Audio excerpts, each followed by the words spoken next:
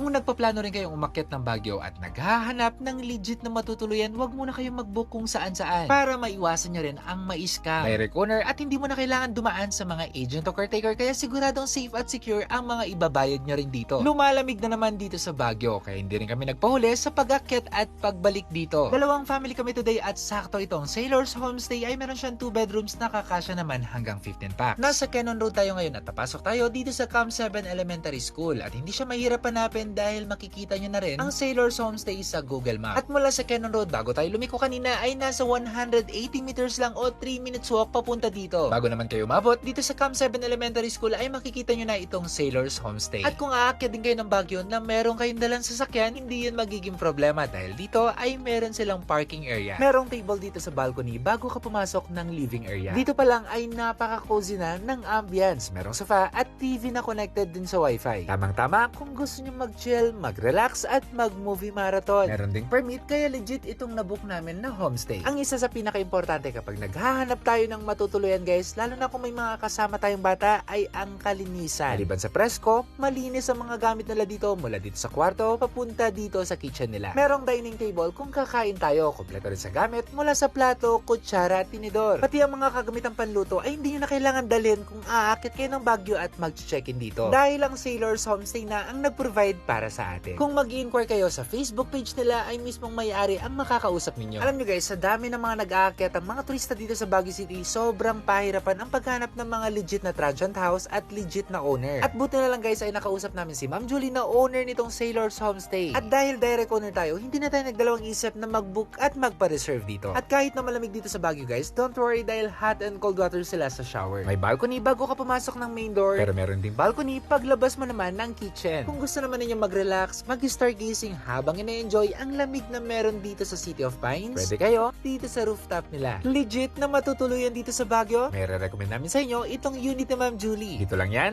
sa Sailor's Homestay. Ano pang hinihintay mo? I-Baguio mo na yan!